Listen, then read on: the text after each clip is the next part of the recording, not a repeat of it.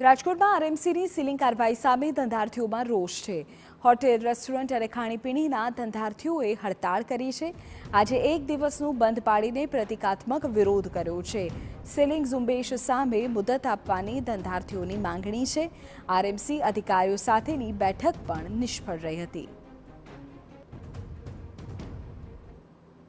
અગ્નિકાંડ બાદ રાજકોટ મહાનગરપાલિકા દ્વારા ફાયર એનઓસી અને બીયુ પરમિશનને લઈને હોટલ, રેસ્ટોરન્ટ અને બેન્ક્વેટ હોલ સહિતના એકમો છે તેને સીલ કરવાની કામગીરી કરી છે, જેને લઈને હોસ્પિટાલિટી એસોસિએશન દ્વારા વિરોધ કરવામાં આવ્યો છે। આપને હું દ્રશ્યો બતાવવા માંગીશ કે રાજકોટના હોસ્પિટાલિટી એસોસિએશન છે તેમના દ્વારા આજે એક દિવસના બંધનું એલાન છે તે કરવામાં આવ્યું છે। અહીં જે રેસ્ટોરન્ટની બહાર સ્પષ્ટપણે નિર્દેશ છે તે સૂચના લખવામાં આવી છે કે 10/7/2024 બુધવારના રોજ હોસ્પિટાલિટી એસોસિએશનના નિયમ અનુસાર રેસ્ટોરન્ટ બંધ રહેશે।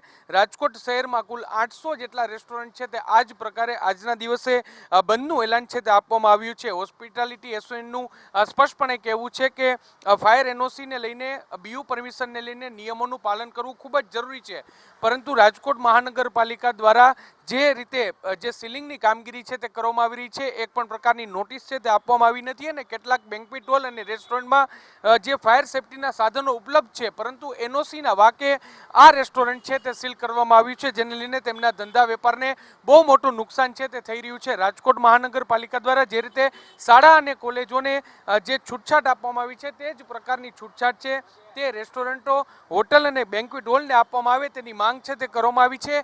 ગઈકાલે રાજકોટ મહાનગરપાલિકાના મ્યુનિસિપલ કમિશનર દ્વારા આ તમામ એકમોના ધંધાર્થીઓ છે તેમની સાથે બેઠક પણ કરવામાં આવી હતી, પરંતુ આ બેઠક છે તે ક્યાંક નિષ્ફળ રહી છે ને તેને કારણે આજે 800થી વધારે હોટલ, રેસ્ટોરન્ટ અને બેન્ક્વેટ હોલ છે તે બંધ પાડી અને પોતાનો વિરોધ છે તે વ્યક્ત કરી રહ્યા છે। નિયમોનું પાલન કરવું સૌ કોઈ જરૂરી છે, પરંતુ જે ધંધાર્થીઓ છે તેમનું કહેવું છે કે તેમને સમય આપવામાં આવે જેથી કરીને તેઓ આ નિયમોનું પાલન કરી શકે।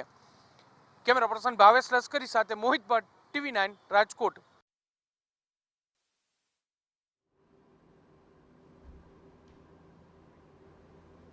તો હોટેલ, રેસ્ટોરન્ટ સંચાલકોમાં અત્યારે રોષ છે, કારણ કે જે સીલિંગની કાર્યવાહી થઈ રહી છે તેને લઈને અત્યારે રોષ વ્યક્ત કરવામાં આવી રહ્યો છે અને આ રોષને આધારે અત્યારે એક દિવસનું બંધ પાડવામાં આવ્યું છે। બંધ રાખવા પાછળનું કારણ છે કે નાના યુનિટ છે જ્યાં કોઈ આગની શક્યતા નથી। જે 50/50માં જે રેસ્ટોરન્ટ ચાલુ હોય અથવા પાર્ટી પ્લોટ હોય, પાર્ટી પ્લોટમાં તો આજ સુધીમાં ગુજરાતમાં કોઈ એવો કિસ્સો નથી કે પાર્ટી પ્લોટમાં આગ લાગી હોય, તો એને પણ હેરાન કરવામાં આવે છે। બેન્ક્વેટ હોલમાં પણ હેરાન કરવામાં આવે છે। તો આ બધાના ફાયર એનઓસીના મામલે અને બીયુ પરમિશનના મામલે અત્યાર સુધી ચાલતું હતું, અત્યારે કેમ નહીં, એના કારણે આ બધા એક અધિકારીઓ કામ નવું આવ્યા છે અથવા તો એની ઈમાનદારી દેખાડવા કરે છે કે શું છે કંઈ ખબર નથી પડતી। અત્યાર સુધીમાં જે ચાલતું હતું તો એ કોના આધારે ચાલતું હતું?